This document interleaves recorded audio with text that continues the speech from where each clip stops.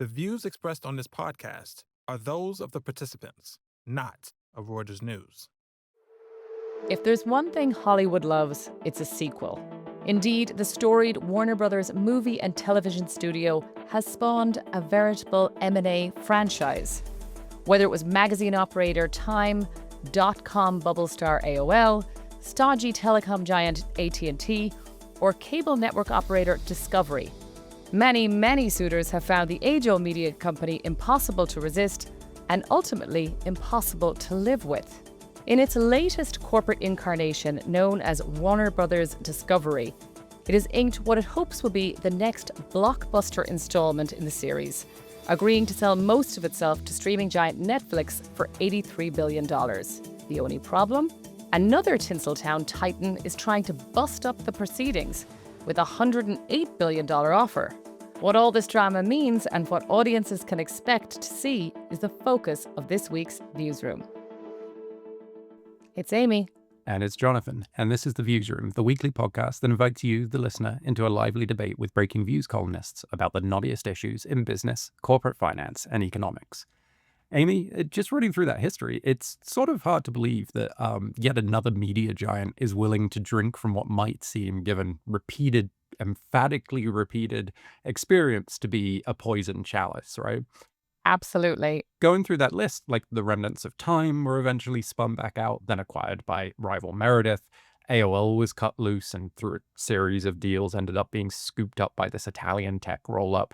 AT&T announced the unwinding of its deal less than 3 years after it closed, and Warner Bros. Discovery stock has collapsed basically as soon as it was formed by the last merger. It feels like, kind of like the one and only iron law of M&A is that acquiring Warner is just a really, really bad idea. And yet we have a fight for it. We have Netflix on the one hand and Paramount Skydance on the other, who have both put these gigantic bids on the table for the home of HBO and all these other prize assets. Yes, they seem to think that there will be a happy ending. At this time, there will be a happy ending for them. So yes, as you said, a mere days after the Warner Brothers Netflix tie-up was announced, Paramount decided to gatecrash with its own hostile offer. But I think one of the interesting things, I suppose, from our point of view and for Breakingviews is, right, fees. We've had this M&A kind of desert for a long time now. And here is two companies vying tens of billions of dollars to get this deal over the line. So, I mean, I guess if you're an M&A banker, you're pretty pleased with this situation. Exactly. Like, you're more than happy to roll out the red carpet for anybody who wants to try and get involved in this situation, especially as the price tag looks like it might be going up. So I think maybe we should bring in our guest this week to help walk us through what exactly is happening here. We're joined today by Jennifer Saber, Breakingviews chief media watcher, and Stephen Gandel, who covers deal makers for us here in New York. Jen, Stephen, you're very welcome to the Viewsroom. Hi. Lovely to be here. So, Jen, we kind of gave like a little capsule version of the history there. Trailer, Jonathan, a trailer. Yes, that's right. Sorry.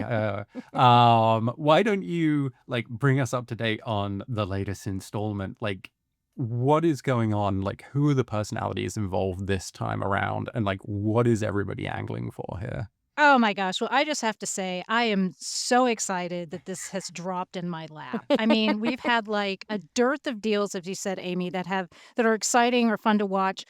Last time there was anything of this kind of caliber was when Disney was buying Fox and was competing with Comcast. And that was 7 or 8 years ago. So here we are again in Hollywood, and never, ever underestimate egos in Hollywood. It's a special breed. And so that is, I think, what is at play here. So we have David Zaslav, who is head of Warner Brothers Discovery. He loves Hollywood, loves it. He went off when he acquired this company and went and bought Robert Evans' estate in L.A. He dusted off Jack Warner's desk and is sitting at it. So this guy just loves it. And then on the other side, you have David Ellison, who just picked up Paramount, which is CBS, the studio. etc. And he's a newbie. He kind of came out of nowhere. He had a studio, but it was kind of a small fry studio. I mean, I'm sorry to say it, Skydance. They did great work, but now he's in the big leagues.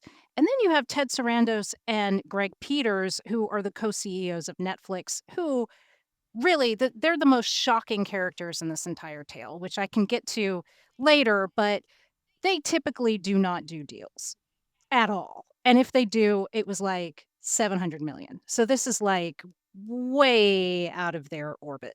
I mean, listening to you, Jen, which I think that is so well explained, why on earth, given what Jonathan has laid out and what I laid out in terms of like the track record of this industry, why would you think this would be a good idea? And how on earth do you sell this to shareholders? So if I'm sitting here and like putting on my banker hat or chief executive hat, and I'm trying to like make a rational argument for why you would want this. If I'm Paramount, Paramount is, they're just not that big. Paramount streaming is maybe in fourth or fifth place. I don't know. They're one of the laggards. CBS is a great broadcast studio, but it's traditional TV. They have a good movie studio, but it's not that big.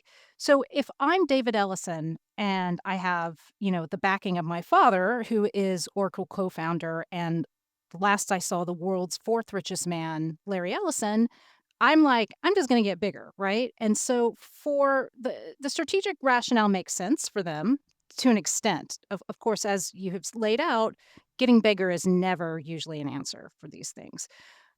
Netflix to me is a complete mystery. And what I mean by that is they are a company that was founded in 1997. Remember that. Like I'm stunned that they've been around this long, and they have never done a big deal. They have always built their business or transformed their business. And for them, this Warner Brothers deal, what it gets them is a studio and content, which is important. Don't misunderstand me, but HBO, they don't really need HBO. They have subscribers that are duplicates, really. Um, they don't really need the streaming subscribers. They don't, so it's kind of, yeah, I mean, the content's great, but it's just they're paying an awful lot of money for that. So, again, I go back to what I said at the beginning of this, which is do not underestimate ego in these types of deals. Right. And I mean, I guess also don't underestimate maybe somewhat motivated advice. Because I look at, I look at this on the other side of the fence, which is all of the bankers who are like crowding around this, right? And this is just huge numbers that everybody is throwing around. Like Netflix would be taking out a colossal like $59 billion loan to back its bid. Paramount's looking at, I think it was like $54 billion of debt, including involvement from like Apollo on like a private credit slice and, kind of like sovereign wealth money from the Gulf and all this kind of stuff.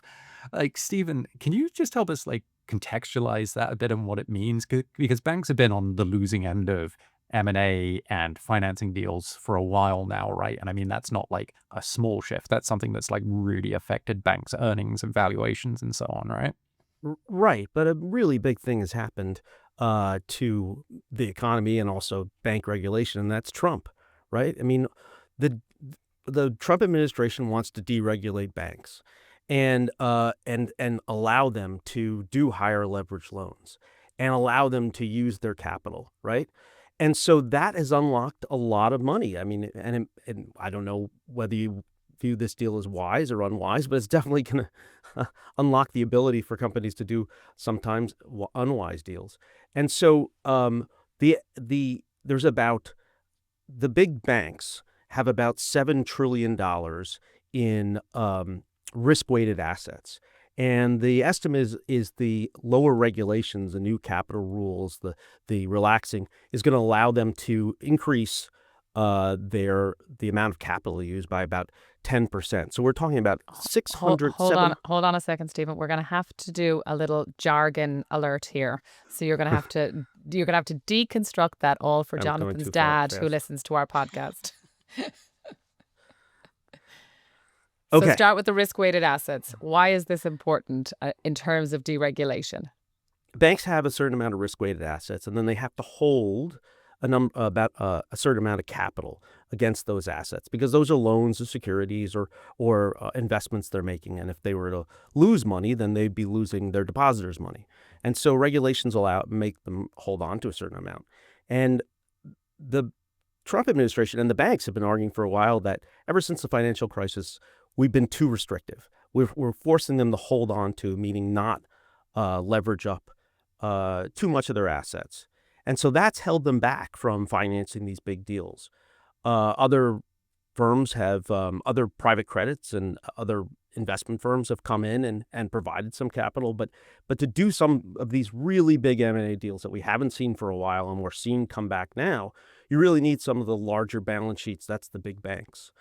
And so the estimate is that through a bunch of different things the Trump administration is going to do, they're going to lower capital requirements by something like 10%. That's an extra $600-700 billion that banks can lend. The other thing going on with Wells Fargo is that they have been recently out of their kind of shackles. They've been in trouble with the Fed for a while, ever since the double account scandal. And so they now have a lot of room to use capital. And so these numbers sound big, but it might just be the tip of the iceberg of what the banks have enabled to deploy into this new kind of regulatory environment, which not just for the banks, but also for everyone, is going to be more accommodating to large mergers. Right. And that's Wells Fargo, which is supporting the Netflix side of that bid, right? And then when you look over at the Paramount side, I think like what that also makes clear is this isn't just banks, right? Because Jen, I think they're getting like big support. You know, you mentioned like this Ellison family money that's been boosted by like the crazy AI boom. And then there's also a bunch of kind of like sovereign money coming in behind that as well, right? Yeah, I mean, look, there's the bid for that Paramount has put out is roughly about $108 billion, right? Which that's a lot of money. And just to kind of go back to something that you said, Jonathan, about debt. Debt is what has gotten these companies into trouble in the first place. That is why Warner Brothers Discovery is largely kind of, shackled, is because they larded a ton of debt when they bought this from AT&T. AT&T bought Time Warner. They had a ton of debt on their books. So, like, it's a merry-go-round of, I don't know how you want to describe it. It's like the same story that keeps going on again and again and again. So, yeah, do they have the capital? Sure. Are they, tapping the Saudis and other Middle Eastern sovereign wealth funds? Yes. Is that going to be an issue? That is actually a big question. I don't know. And there is something special about Paramount, which is they own CBS, which is a national broadcast station. There are very specific rules about foreign ownership with national broadcast stations, and I'm not quite sure if they meet the threshold for that or not. But that's like one question, and to kind of think about, they said that it sort of clears the other regulatory body that checks into these kind of foreign transactions. I won't. I hate this word, but CFIUS. So, but let's just say the body out of the Treasury Department that has oversight on this. They say that it's not a problem. So we'll see. And Jen, I was kind of curious about this because, as Stephen very nicely set out, that the banks now are somewhat unshackled in terms of like the debt that they can provide. But similarly, there does seem to be like an easing of the ideas of competition, as in terms of M&A deals that can happen. Is this the kind of deal that would be open to scrutiny in terms of competition, just given how big these companies are? In normal times, yes. So basically, you have Paramount, which is, again, it's a much smaller company, but they have a broadcast station. They have a streaming unit. They also, critically, they have a studio already. So all these could be issues. Netflix is the largest streaming player in the United States for sure. And, HBO is pretty big too. So if you look back at other deals that traditionally have been blocked, like say when AT&T, which, was trying to buy T-Mobile, that was blocked because it was like, it was a combination that was going to make them too big. So you could maybe make that argument with Netflix. But again, it all comes down to how you define the market. And critically, it all comes down to what President Donald Trump, what he wants, because he has said he's going to be involved in this. The banks are eager to deploy this capital. I mean, even though the economy has been so good, bank lending has kind of been weak, and that's in part because a lot of this financing has moved outside of the regulated banking industry. If you just look at the last quarter, all loans in all different categories, housing loans, auto loans, all categories, it rose by $100 billion for the entire banking sector. And here we're talking about, for depending on which one does a merger here, we're talking about $45, $50 billion, right? They are eager, and C&I lending is actually down. And if you look at where big lending can come from, these deals are where banks can see the big growth in lending that they're now allowed to do and want to do. And so I think that's adding fuel to the fire. So obviously before anybody's silver screen dreams are realized here, whether on the banking side or the company side, we have to get through this hostile bid situation, right? So we have an agreed deal with Netflix. We have Paramount launching a tender offer, taking its all-cash offer for the entire company, like direct to shareholders. I think it's important to make that distinction, right? Because the Netflix deal would still leave this sort of stub company of cable networks kind of trading separately, and it's a big question over how much that is worth. So, I mean, just in like the immediate term here, Jen, what should we expect to see next? Well, I mean, that's a great question, and it's on everybody's mind. I was at a Christmas party at a certain media company last night, and that is all that anybody talked about. That was the chatter. And I think the prevailing wisdom is this is going to be a long, drawn out battle. And effectively, what is going to happen is, what do Warner Brothers shareholders want, right? Do you want cash? Cash on hand, $30, possibly more. Who knows? This could keep ratcheting up. And, the entire company. Or are you want to, stake your claim with Netflix and get a piece of Netflix and see what they do with this, and then, roll the dice on the rump company. So, there's a lot to consider. Like I said, going back, egos they're gonna keep at this, and there's gonna be, I think, a very long, drawn out fight. Jonathan, I think Peter Tal Larson, who runs our division, he once talked about in his newsletter about the fact that, sequels are very rarely better than the original. And I did point out that I thought The Godfather is an exception to that. But it does seem like this sequel, in terms of, if we were to think about that, just in terms of these deals, it does look like it's got all the ingredients to make it a bit of a disaster, but we shall see. And it's exciting for Jen to be able to cover it and for all of us to watch on. So Stephen, Jen, thank you so much. Thank you for having me. Thank you. Thanks for tuning in. This podcast was produced by Cheryl Pena in New York and Gregory Garner in Toronto. You can listen to a new episode of The Viewsroom every Thursday on the Reuters app or your favorite platform. And don't forget to tune in to our sister podcast, The Big View, every Tuesday, as well as the other great podcasts from the Reuters team. If you like what you heard, please follow The Viewsroom and let us know what you thought. We have a new email address where you can send us feedback, which is breakingviews-podcasts@tr.com. And check out our views on the biggest stories in business and finance every day on breakingviews.com and reuters.com.